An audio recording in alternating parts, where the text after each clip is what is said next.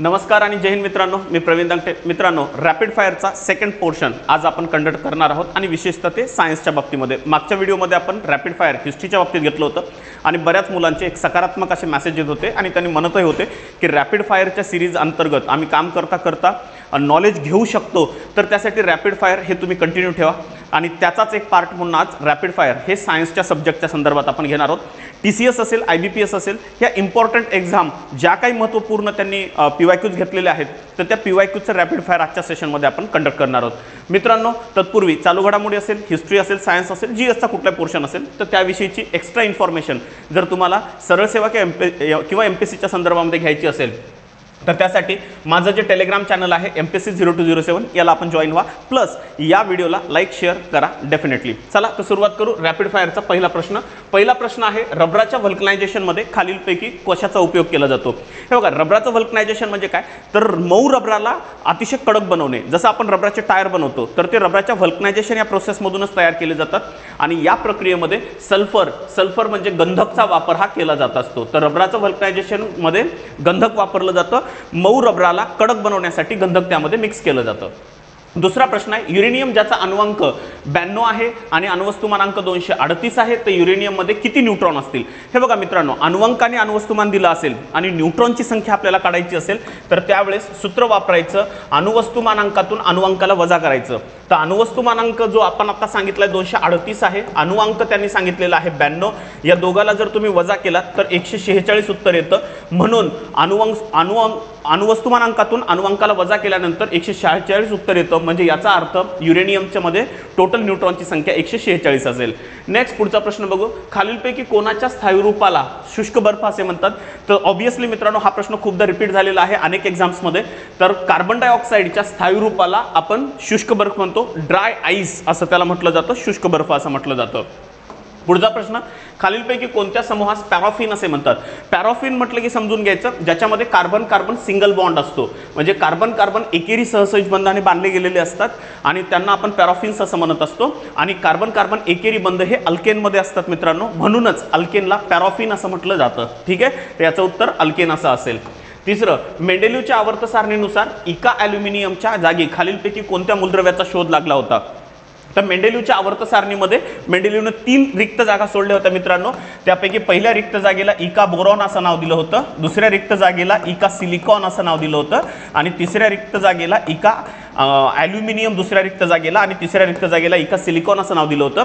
इका बोरॉनच्या जागी पुढे चालून स्कँडियमचा शोध लागला, इका ॲल्युमिनियमच्या जागी गॅलियमचा शोध लागला आणि इका सिलिकॉनच्या ठिकाणी मित्रांनो जर्मेनियमचा शोध लागला. आपल्याला मेंडेलिव्हच्या आवर्त सारणीतील इका ॲल्युमिनियमच्या जागीचा मूलद्रव्य विचारलाय आणि त्या ठिकाणी जो शोध लागलेला मूलद्रव्य आहे तो आहे गॅलियम आणि याचं उत्तर गॅलियम असं असेल मित्रांनो. गॅलियम हे याचं उत्तर असेल. नेक्स्ट, एका मूलद्रव्याचा अणुअंक 19 आहे, तर त्याच्या बाह्यतम कक्षेत किती इलेक्ट्रॉन असतील?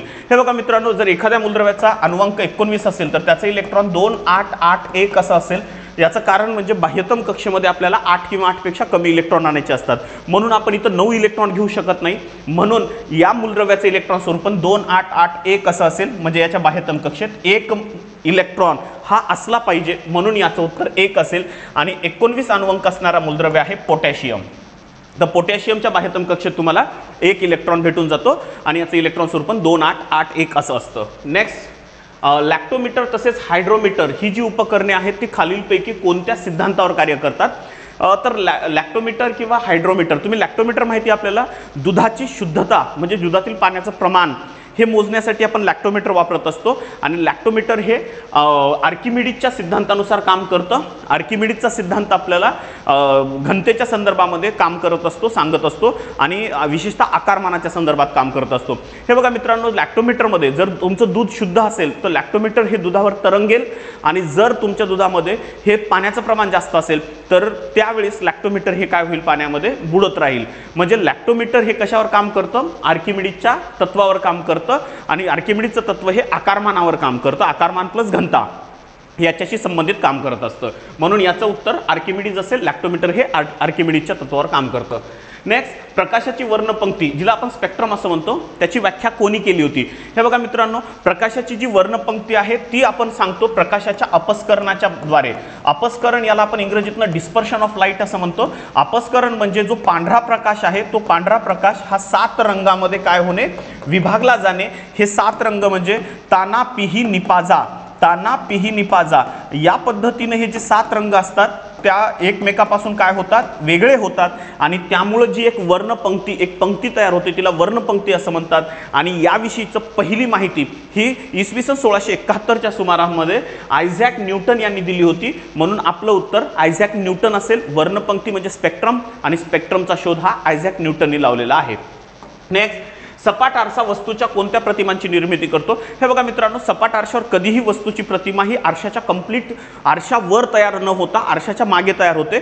फक्त ती प्रतिमा आरशाच्या वर तयार झाल्याचा आपल्याला भास होत असतो, म्हणजे सपाट आरसा वस्तूची आभासी प्रतिमा तयार करतो. आणि एक गोष्ट नेहमी लक्षात ठेवा, ज्या वस्तूची प्रतिमा आभासी असते समजून घ्या ती प्रतिमा उलट असते. म्हणजे कुठल्याही आभासी प्रतिमा ह्या उलटच असतात आणि कुठल्याही वास्तव प्रतिमा ह्या सुलटच असतात. ठीक आहे, तर आभासी प्रतिमा ही सुलट असते आणि वास्तव प्रतिमा ही नेहमी उलट असते. म्हणून आपला ऑप्शन आभासी प्रतिमा सुलट असते आणि सपाट आरसा हा आभासी व सुलट प्रतिमांची निर्मिती करतो. म्हणून उत्तर असेल आभासी व सुलट. नेक्स्ट, न्यूटनच्या कोणत्या नियमाला जडत्वाचा नियम म्हणतात? जडत्व म्हणजे काय, तर कुठलीही वस्तू ज्या अवस्थेत आहे, समजा जर ती गतिमान अवस्थेत असेल तर ती गतिमान अवस्थेतच राहणे. जर तिला तुम्ही स्थिर करत असाल तर त्याला ती विरोध करणे. जसं पंखा बंद केल्यानंतरही काही काळ फिरतोय, कारण पंखा सुरुवातीला गतिमान अवस्थेमध्ये होता, आता तो बंद केला म्हणजे तो स्थिर अवस्थेत जायला विरोध करतोय आणि म्हणूनच तो काही काळ काय होत असतो, फिरत असतो. सेम टाइममध्ये मित्रांनो, कुठल्याही एखादी गाडी आहे जी गतिमान अवस्थेत आहे, तिला जर तुम्ही ब्रेक लावला असेल तर ती गाडी जागेवर न थांबता काही वेळ पुढे गेल्यानंतर थांबते. हे याला आपण जडत्व असं म्हणतो. आणि जडत्व हे न्यूटनच्या गतिविषयक पहिल्या नियमावर आधारित आहे. तर पहिला जो न्यूटनचा नियम आहे त्याच्यावर हा जडत्वाचा नियम आधारित आहे. म्हणजे जडत्व आणि न्यूटनचा पहिला नियम सेम आहेत, म्हणून आपलं उत्तर न्यूटनचा पहिला नियम असा असेल. नेक्स्ट, मानवी डोळ्यांना वेगवेगळे रंग खालीलपैकी कोणत्या भागामुळे प्राप्त होतात? बघा, सिंपल आहे. मानवी डोळ्यांमध्ये बाह्यतम जे आवरण असतं त्याला कॉर्निया म्हणजे पारपटल असं म्हणतात. दुसरं जे अपारदर्शक एक भाग आपल्या डोळ्यामध्ये आढळून येतो त्याला परितारिका म्हणतात. आणि परितारिका ही डोळ्यांमध्ये वेगवेगळ्या रंगाची असते. मांसा परतवेतीचा रंग वेगवेगळा असतो आणि त्यामुळेच आपल्या डोळ्याला रंग प्राप्त होतो. म्हणून याचं उत्तर परितारिका, ज्याला आपण आयरिस असं म्हणतो, तर ते असेल. म्हणजेच परितारिकामुळे मानवी डोळ्यांना वेगवेगळे रंग हे प्राप्त होत असतात. नेक्स्ट, वृद्धदृष्टिता हा दृष्टिदोष दूर करण्यासाठी कोणत्या भिंगाचा चष्मा वापरला जातो? सिंपल आहे मित्रांनो, आंतरवक्र भिंगाचा चष्मा हा आपल्याला माहिती आहे की निकटदृष्टिता हा दोष दूर करण्यासाठी आंतरवक्र भिंगाचा चष्मा वापरतात. बहिर्वक्र भिंगाचा चष्मा हा दूरदृष्टिता हा दोष दूर करण्यासाठी वापरला जातो. तर द्विनाभीय भिंगाचा चष्मा हा वृद्धदृष्टिता हा दोष दूर करण्यासाठी वापरला जात असतो. आणि दंडगोल भिंगाचा चष्मा हा अबिंदुकता नावाचा जो दोष आहे तो दूर करण्यासाठी, अबिंदुकता हा दोष दूर करण्यासाठी आपण दंडगोल भिंगाचा चष्मा वापरतो. आपल्याला वृद्धदृष्टिता विचारले तर याचं उत्तर द्विनाभीय भिंगाचा चष्मा असं असेल. ठीक आहे. नेक्स्ट, स्थायीरूप पदार्थातून उष्णतेचे स्थानांतरण कोणत्या पद्धतीने होते? बघा, उष्णतेच्या स्थानांतरणाच्या 3 पद्धती आहेत मित्रांनो, वहन, अभिसरण आणि प्रारण. जर कुठलाही पदार्थ द्रव अवस्थेत असेल किंवा जर तो वायू अवस्थेत असेल तर तिथं उष्णतेचं अभिसरण होतं. म्हणजे प्रत्यक्ष माध्यमातील कणांची हालचाल होते, हालचाल होऊन उष्णता दुसरीकडे जाते. वहन प्रक्रियेमध्ये माध्यमातील कणांची हालचाल होत नाही आणि स्थायूमध्ये सुद्धा आपल्याला माहिती आहे की कणांची हालचाल होत नाही. आणि म्हणूनच कुठलाही स्थायीरूप पदार्थ असेल तर त्यातून उष्णतेचं जर तुम्हाला स्थानांतरण करायचं असेल तर त्यासाठी वहन प्रक्रियेद्वारेच उष्णतेचं स्थानांतरण होत असतं. कारण स्थायीरूप पदार्थातून कण जागा बदलत नाहीत. जागा न बदलता उष्णता एका ठिकाणाहून दुसऱ्या ठिकाणी नेण्याचं काम वहन प्रक्रियेत होतं. म्हणजे स्थायू हे वहन प्रक्रियेद्वारेच उष्णतेचं स्थानांतरण करतात. आणि प्रारण यासाठी माध्यमाची गरज नाही मित्रांनो. निर्वातातून जर उष्णतेचं स्थानांतरण करायचं असेल तर त्यासाठी रेडिएशन म्हणजे प्रारणांची आवश्यकता असते. ठीक आहे, तर आपलं उत्तर असेल वहन प्रक्रिया.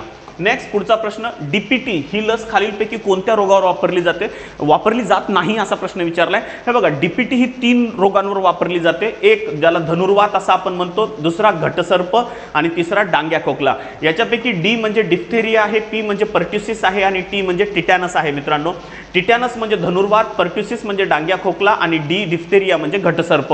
तर या तीनही रोगावर ही लस वापरली जात असते. म्हणजेच ही लस कोणत्या रोगावर वापरली जात नसेल तर ती क्षयरोगावर वापरली जात नाही, टीबीवर. म्हणून आपलं उत्तर इथं टीबी असं असेल, क्षयरोग असेल. तर क्षयरोगावर मित्रांनो जी लस वापरली जाते तिला BCG लस असं म्हणतात आणि BCG जी लस आहे तिला बॅसिलस काल्मेट ग्वारिन या नावाने ओळखलं जातं. ठीक आहे, तर आपलं उत्तर आहे क्षयरोग, याच्यावर DPT लस वापरली जात नाही. नेक्स्ट, मानवाने शोध लावलेला पहिला गुणसूत्री विकार किंवा आनुवंशिक विकार कोणता आहे आणि ज्यामुळे ज्याला एकाधिक द्विगुणिता असे सुद्धा म्हटलं जातं, एकाधिक द्विगुणिता 21 असं म्हणतात. तर मानवानं शोध लावलेला पहिला गुणसूत्री किंवा आनुवंशिक विकार आहे मित्रांनो डाऊन सलक्षण. याला डाऊन्स सिंड्रोम असं सुद्धा म्हटलं जात असतं. आणि हा जो डाऊन सिंड्रोम आहे हा मानवाने शोध लावलेला पहिला एक व्यक्ती होते मित्रांनो, त्यांचं नाव होतं डॉक्टर डाऊन. ठीक आहे, तर त्यांनी हा विकार सगळ्यात पहिले शोधला होता, हा आनुवंशिक विकार. आणि या आनुवंशिक विकारामध्ये आपले जे गुणसूत्राची 21वी जोडी आहे मित्रांनो, त्या 21व्या जोडीला एक गुणसूत्र एक्स्ट्रा येतं, जास्त येतं, म्हणून याच रोगाला एकाधिक द्विगुणिता असं सुद्धा नाव हे दिलं जात असतं. ठीक आहे, तर आपलं उत्तर असेल डाऊन सलक्षण. नेक्स्ट, मांस, पनीर, सॉस इत्यादी पदार्थ दीर्घकाळ टिकवण्यासाठी कोणता अन्न परिरक्षक वापरतात? अन्न परिरक्षक म्हणजे ज्या पदार्थाच्यामुळे आपलं अन्न जास्त वेळ चांगलं राहतं. जसं मीठ असेल, बेन्झोइक ॲसिड असेल, सोडियम बेन्झोएट असेल किंवा ॲसिटिक ॲसिड असेल, हे सगळेच्या सगळे मित्रांनो अन्न परिरक्षकच आहेत. याच्यामुळे अन्नाला आपण दीर्घकाळ टिकू शकतो. परंतु मांस, पनीर आणि सॉस या पदार्थांना जर तुम्हाला जास्त काळ टिकवायचं असेल तर त्यासाठी बेन्झोइक ॲसिड म्हणजे बेन्झोइक आम्ल वापरलं जातं. म्हणून आपलं उत्तर बेन्झोइक आम्ल असं असेल. ठीक आहे, नेक्स्ट, मोहरीच्या तेलात भेसळ म्हणून मिसळण्यात आलेल्या अर्जिमोन तेलाच्या सेवनामुळे कोणता रोग होतो? हे बघा मित्रांनो, मोहरीच्या तेलामध्ये भेसळ म्हणून आजकाल अर्जिमोन तेल वापरलं जातं. अर्जिमोन तेल म्हणजे धोत्र्याच्या बियांचं तेल असं आहे आणि धोत्र्याच्या बिया ऑब्व्हियसली फुकटमध्ये भेटतात, त्यामुळे ह्या तेलाची भेसळी केली जाते. आणि जर असं तेल तुम्ही जास्त काळ खाल्लं असेल, अर्जिमोन तेल म्हणजे मोहरीच्या तेलामध्ये भेसळ केलेलं अर्जिमोन तेल जास्त काळ खाल्लं तर मानवाला एपिडेमिक ड्रॉप्सी नावाचा आजार होत असतो मित्रांनो. कोणता आजार होतो?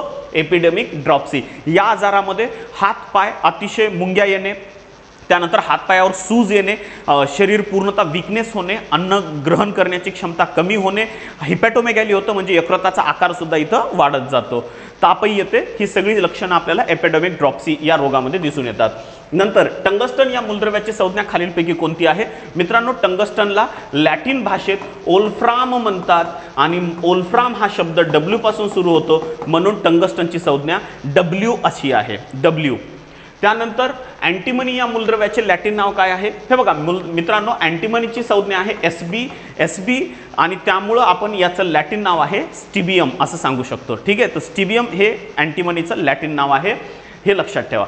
नेक्स्ट, आधुनिक आवर्ती नियमानुसार मूलद्रव्याचे भौतिक आणि रासायनिक गुणधर्म हे त्याच्या डॅडॅशचे आवर्ती फल असतात असं विचारले. हे बघा मित्रांनो, आधुनिक आवर्ती सारणी ही अणुक्रमांकावर म्हणजेच अणुअंकावर आधारित आहे आणि ऑब्व्हियसली आपण असं म्हणू शकतो की मूलद्रव्याचे म्हणजे मॉडर्न पिरियडिक टेबलमध्ये जे काही मूलद्रव्याचे भौतिक आणि रासायनिक गुणधर्म आहेत त्याच्या अणुअंकाचे म्हणजेच अणुक्रमांकाचे आवर्ती फल असतात. कन्फ्यूज व्हायचं नाही. मेंडेलिव्हच्या आवर्त सारणीमध्ये या शब्दाच्या जागी अणुवस्तुमानांक हा शब्द येतो आणि आधुनिक आवर्त सारणीची जर तुम्हाला व्याख्या विचारली, आधुनिक आवर्ती नियम विचारला तर तिथं अणुक्रमांक हा शब्द येतो. ठीक आहे, म्हणून इथं अणुक्रमांक हा शब्द घ्यायचा. नेक्स्ट, आधुनिक आवर्त सारणीतील कोणत्या गणास हॅलोजन गण म्हणतात? मित्रांनो, आधुनिक आवर्त सारणीतील 17व्या गणास हॅलोजन गण असे म्हटले जाते. पहिल्या गणाला आम्लारी धर्मी धातूचा गण म्हणायचं, आम्लारी धर्मी धातू असं पहिल्या गणाला म्हटलं जातं, ज्याला आपण अल्कलाइन मेटल्स म्हणतो. जो दुसरा गण आहे मित्रांनो, त्या गणाला आम्लारी धर्मी मृदा धातू ज्याला आपण अल्कलाइन सॉइल मेटल्स असं म्हणतो. जो 17वा गण आहे मित्रांनो त्याला हॅलोजन गण असं म्हटलं जातं आणि जो 18वा शेवटचा गण आहे त्याला शून्य गण असे म्हणतात, कारण याच्यात सगळे निष्क्रिय वायू भेटतात. आपल्याला 17वा गण आहे ज्याला हॅलोजन गण म्हणतात, लक्षात ठेवायचं. नेक्स्ट, खालीलपैकी कोणत्या शास्त्रज्ञाने मूलद्रव्याचे वर्गीकरण त्रिकांमध्ये केले? हे बघा, मूलद्रव्याचे वर्गीकरण त्रिकांमध्ये आणि सगळ्यात पहिल्यांदा करणारा शास्त्रज्ञ होता डोबेरायनर. डोबेरायनरने मूलद्रव्याचं वर्गीकरण त्रिकांमध्ये केलं, त्यासाठी त्याने डोबेट्रेड लॉ इस्टॅब्लिश केला होता. न्यूलँड्सने मूलद्रव्यांचं वर्गीकरण अष्टकांमध्ये केलं. मेंडेलिव्हने आपली आवर्त सारणी तयार केली. यावरून तुम्ही सांगू शकता की मूलद्रव्यांचं वर्गीकरण त्रिकांमध्ये करणारा शास्त्रज्ञ हा डोबेरायनर होता आणि हाच मूलद्रव्याचं वर्गीकरण करणारा पहिला शास्त्रज्ञ सुद्धा होता. नेक्स्ट, स्थायरूप पदार्थांना उष्णता दिल्यास त्यांचे द्रवात रूपांतर न होता सरळ वायूत रूपांतर होण्याच्या क्रियेला काय म्हणतात? हे बघा मित्रांनो, कुठले सहसा स्थायूंना उष्णता दिली की स्थायू हे द्रवात जाण्याचा प्रयत्न करतात किंवा द्रवात जातात, आणि द्रवाला उष्णता दिली की मग त्यांचं रूपांतर वायूत होतं. पण काही स्थायूरूप पदार्थ असे असतात की ज्यांना उष्णता दिल्यानंतर त्यांचं सरळ रूपांतर हे कशामध्ये होतं? वायूमध्ये होतं. आणि अशा पदार्थाला, या प्रक्रियेला संप्लवनाची प्रक्रिया असं म्हटलं जातं. इंग्रजीतनं आपण याला सब्लिमेशन म्हणतो. आणि कापूर असेल, आयोडीन असेल, डांबर गोळ्या असतील, आणि जे नवसागर असा एक नाव आपल्याला आढळून येतं तो याला अमोनियम क्लोराईड असं म्हणतात. तर हे सगळेच्या सगळे पदार्थ मित्रांनो हे संप्लवनशील पदार्थ आहेत. ठीक आहे. आणि ही प्रक्रिया, या प्रक्रियेला आपण काय म्हणत असतो? तर संप्लवन म्हणतो, संप्लवन, सब्लिमेशन. नेक्स्ट पुढचा प्रश्न बघू आता. या प्रश्नामध्ये आपण सांगू शकतो खालीलपैकी कोणत्या संयुगास मोरचूद असे म्हणतात? शुद्ध मराठीतनं मोरचूद हा शब्द हा वापरला जातो कॉपर सल्फेटसाठी. कॉपर सल्फेट लक्षात असू द्या मित्रांनो, यालाच ब्ल्यू व्हिट्रिऑल असं म्हटलं जातं. ब्ल्यू व्हिट्रिऑल म्हणतात यालाच. याचं रेणुसूत्र आहे CuSO4 5H2O आणि मराठीतनं याला कॉपर सल्फेट असं म्हणतात. तर मोरचूद म्हणजेच कॉपर सल्फेट म्हणजेच ब्ल्यू व्हिट्रिऑल. ओके. नेक्स्ट पुढचा प्रश्न बघून घेऊ आता. पुढचा प्रश्न आहे खालीलपैकी कोणत्या शास्त्रज्ञाने इलेक्ट्रॉनचा शोध लावला? मित्रांनो हे बघा, आपल्याला माहिती आहे की जो सगळ्यात पहिले मूलद्रव्याच्या संदर्भात जो अणूच्या संदर्भात सिद्धांत मांडला गेला होता तो डाल्टननी मांडला होता 1803 मध्ये. सेकंड होता थॉम्सन. थॉम्सनने इलेक्ट्रॉनची प्लम पुडिंग प्रतिकृती मांडली होती आणि त्याने इलेक्ट्रॉनला कशाची किंवा अणूला कशाची उपमा दिली? कलिंगडाची उपमा दिली. आणि त्यानं सांगितलं होतं की अणूमध्ये इलेक्ट्रॉन्स असतात जे निगेटिव्ह चार्जेड असतात, म्हणून थॉम्सन यालाच इलेक्ट्रॉनचा शोध यानेच लावला असं आपण मानू शकतो. ठीक आहे. पुढचा प्रश्न आहे मुंगीच्या दंशामध्ये कोणते आम्ल असते? मित्रांनो मुंगीच्या दंशामध्ये फॉर्मिक ॲसिड असते. याचं कारण म्हणजे मुंगीला लॅटिन भाषेमध्ये फॉर्मा हा शब्द वापरला जातो आणि तिच्यात जे ॲसिड आहे तिला फॉर्मिक ॲसिड असं म्हटलं जात असतं. ओके. तर लक्षात असू द्या, सायट्रिक ॲसिड हे आपल्यापैकी जवळपास सगळ्यांनाच माहिती आहे की लिंबूवर्गीय वनस्पतींमध्ये असतं. लॅक्टिक ॲसिड दूध आणि दुग्धजन्य पदार्थ, दही वगैरे यांच्यामध्ये तुम्हाला आढळून येईल. मॅलिक ॲसिड सफरचंद असेल किंवा द्राक्ष असेल यांच्यामध्ये तुम्हाला मॅलिक ॲसिड भेटून जातं आणि फॉर्मिक ॲसिड मुंगीमध्ये भेटतं. नेक्स्ट पुढचा प्रश्न. आणि विमाने तसेच प्रेशर कुकर बनवण्यासाठी ॲल्युमिनियमचे कोणते संमिश्र वापरले जाते? तर मित्रांनो यासाठी मॅग्नेलियम हे संमिश्र यूज केलं जात असतं. तर काही वेळेला ड्युरॅल्युमिन पण वापरतात, पण मॅग्नेलियम हे सर्वात जास्त वापरलं जातं कारण वजनास हलकं असतं हे संमिश्र. दुसरी गोष्ट, ताणरोधक असतं, जास्त ताण सहन करण्याची क्षमता याच्यामध्ये असते, मजबूत असतं आणि कठीण असतं. आणि या सगळ्या त्याच्या गुणधर्मामुळे त्याचा उपयोग हा कसा केला जातो? तर विमानाच्या साचा तयार करण्यासाठी आणि प्रेशर कुकरमध्ये सुद्धा केला जात असतो. नेक्स्ट पुढचा प्रश्न बघू. पुढचा प्रश्न आहे दूरदृष्टिता हा दोष कमी करण्यासाठी खालीलपैकी कोणत्या भिंगाचा चष्मा वापरतात? आपण हा प्रश्न ऑलरेडी आत्ताच पाहिला होता. दूरदृष्टिता हा दोष जर तुम्हाला कमी करायचा असेल तर त्यासाठी बहिर्वक्र भिंगाचा चष्मा वापरावा लागतो. निकटदृष्टिता हा दोष कमी करण्यासाठी आंतरवक्र, वृद्धदृष्टितेसाठी द्विनाभीय भिंग आणि अबिंदुकतेसाठी दंडगोल भिंगाचा चष्मा वापरावा. ठीक आहे. नेक्स्ट पुढचा प्रश्न. खालीलपैकी कोणते उपकरण विद्युतधारेच्या औष्मिक परिणामावर आधारित आहे? हे बघा, याला heating effect of electric current म्हणतात. विद्युतधारा पाठवली की ते उपकरण गरम होणे, याला विद्युतधारेचा औष्मिक परिणाम म्हणायचं. मग यापैकी कोणतं असं उपकरण आहे ज्याला विद्युतधारा पाठवली की जे गरम होतं? विद्युतजनित्र? बिलकुल नाही मित्रांनो. विद्युतजनित्राद्वारे आपण काय करतो? इलेक्ट्रिसिटी प्रोड्यूस करत असतो. विद्युत जलतापकला हिटर म्हणतात. बरोबर आहे मित्रांनो. बटन लावलं का पाणी तापायले, याचा अर्थ विद्युतधारेच्या औष्मिक परिणामावर विद्युत जलतापक हे काम करत असतं. आलं लक्षामध्ये? पुढचा प्रश्न घेऊ. भारतात प्रत्यावर्ती विद्युतधारेची वारंवारता खालीलपैकी किती आहे? तर मित्रांनो भारतात प्रत्यावर्ती विद्युतधारेला अल्टरनेटिंग करंट असं म्हणतात. आणि अल्टरनेटिंग करंटची जी काही फ्रिक्वेन्सी आहे भारतामध्ये ती 50 हर्ट्ज एवढी आहे, कारण वारंवारतेचे एकक हर्ट्ज आहे. तर भारतामध्ये प्रत्यावर्ती म्हणजे अल्टरनेटिंग करंटची जी फ्रिक्वेन्सी किंवा वारंवारता आहे ती 50 हर्ट्ज एवढी आहे. महत्त्वाचं आहे. नेक्स्ट पुढचा प्रश्न बघू. खालीलपैकी किती अंश सेल्सिअस तापमानास पाण्याची घनता सर्वाधिक असतो? मित्रांनो पाणी हे असंगत आचरण व्यक्त करतं in between 0 degree centigrade to 4 degree centigrade टेम्परेचरला. आणि 0 पासून 4 पर्यंत तापमान वाढत असताना पाण्याची घनता ही काय होत असते? वाढत असते. कुठपर्यंत वाढते? 4 पर्यंत वाढते. 4च्या पुढे गेलात की मग मात्र त्याची घनता कमी होते. म्हणजे जास्तीत जास्त घनता कुठपर्यंत वाढायली पाण्याची? 4 अंश सेल्सिअस पर्यंत वाढायली. म्हणजेच पाण्याची सगळ्यात जास्त घनता +4 डिग्री सेंटीग्रेडला भेटून जाते. म्हणून आपलं उत्तर 4 अंश सेल्सिअस असं असेल. पुढचा प्रश्न बघू. ध्वनीचा वेग खालीलपैकी कोणत्या माध्यमात सर्वात जास्त असतो? मित्रांनो, ध्वनीचा वेग हा घनतेशी हा समानुपाती असतो. म्हणजे ध्वनी जेवढा, जर ध्वनीचा वेग कुठं वाढतो तर पदार्थाची घनता वाढली की ध्वनीचा वेग वाढतो. म्हणजे velocity of sound is directly proportional with the density of object.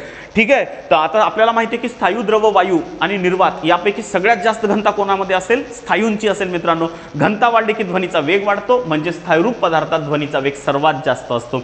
निर्वातातून तर ध्वनीचं प्रसारण होऊ शकत नाही, हवा वगैरे नसेल, कारण ध्वनीच्या प्रसारणासाठी इम्पॉर्टंट आहे माध्यम पाहिजे, मीडियम पाहिजे.